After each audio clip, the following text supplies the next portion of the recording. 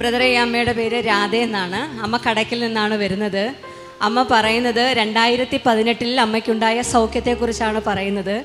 അമ്മയ്ക്ക് 2018 വരുന്നതിന് മുമ്പ്, അതായത് 25 വർഷമായിട്ട് അമ്മയ്ക്ക് വെരിക്കോസ് വെയിൻ നിമിത്തം അത് പൊട്ടി, അത് പഴുക്കുന്ന അനുഭവം, അത് ഉണങ്ങാൻ നിൽക്കുന്ന സാഹചര്യമായിരുന്നു.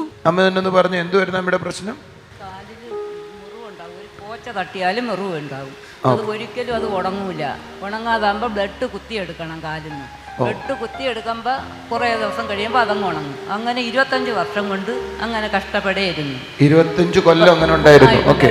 അപ്പോഴാണ് എന്നെ ഒരു ചേച്ചി ഇവിടെ കൊണ്ടുവന്നത്. ഓക്കെ. കൊണ്ടുവന്ന് 2018 ഉണ്ടായ കാര്യമാണോ? കൊണ്ടുവന്ന് അപ്പോഴ് കുറേ നാൾ കഴിഞ്ഞപ്പോഴത്തേക്ക് അപ്പോഴേ ഈ മുറിവങ്ങ് ഉണങ്ങി. മുറിവ് ഉണങ്ങിയെങ്കിലും വെരിക്കോസിൻ്റെ ആ പെയിൻ മാറിയിട്ടില്ലായിരുന്നു. മാറിയിട്ട് സാക്ഷ്യം പറയാമെന്ന് പറഞ്ഞുകൊണ്ടിരുന്നപ്പോഴുണ്ട് കൊറോണ ആയിപ്പോയി.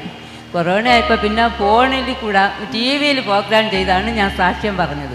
പിന്നെ ഇവിടെ കയറി പറഞ്ഞില്ലായിരുന്നു സാക്ഷ്യം. അപ്പോഴും ബദർ കഴിഞ്ഞ മെഡിക്കൽ സെൻ്ററിലേക്ക് പറഞ്ഞ് എൻ്റെ തൊടയിൽ നീര് കെട്ടി കിടപ്പുണ്ട്, അതിപ്പോൾ സുഖമാവും, അതിവിടെ ഒന്ന് സാക്ഷ്യം പറയണമെന്ന് പറഞ്ഞിരുന്നു കഴിഞ്ഞ മെഡിക്കൽ സെൻ്ററിലേക്ക്. അതാണ് ഇന്ന്. ചേച്ചിയുടെ കാലിലെ തൊടയിൽ നീരുണ്ടായിരുന്നു. അത് കഴിഞ്ഞ മാസം മെഡിക്കൽ സെൻ്ററിലേക്ക് പോയി. എന്നാൽ 2018 ചേച്ചി വന്ന് സാക്ഷ്യം വന്നായിരുന്നു. അന്ന് കാലില് വേരിക്കോസ് 25 കൊല്ലമായിട്ടുണ്ടായിരുന്നു. അത് മാറിപ്പോയി. കൈയടിച്ച് കർത്താവിനെ സ്തുതിച്ചേ. സന്തോഷമുള്ള കാര്യമാണ്. 2018 നടന്ന കാര്യമാണ്. 6 കൊല്ലമായി വേരിക്കോസ് ഇല്ല, കാല് പിന്നീട് പൊട്ടിയില്ല. ഒന്ന് ചേർന്ന് കൈയടിക്കാം, കർത്താവിനെ സ്തുതിക്കാം. ദൈവം ചെയ്ത നന്മയ്ക്ക് നന്ദി.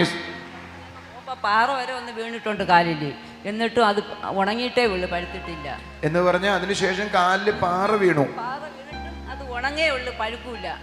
കാല് പിന്നെ പഴുത്തില്ല എന്ന് പറഞ്ഞ 2018. മറ്റേത് പുല്ല് തട്ടിയാൽ പോലും പഴുക്കുമായിരുന്നു. ഇപ്പൊ 2018 ശേഷം കാല് പാറ വീണു, എന്നിട്ട് പോലും പഴുത്തില്ല.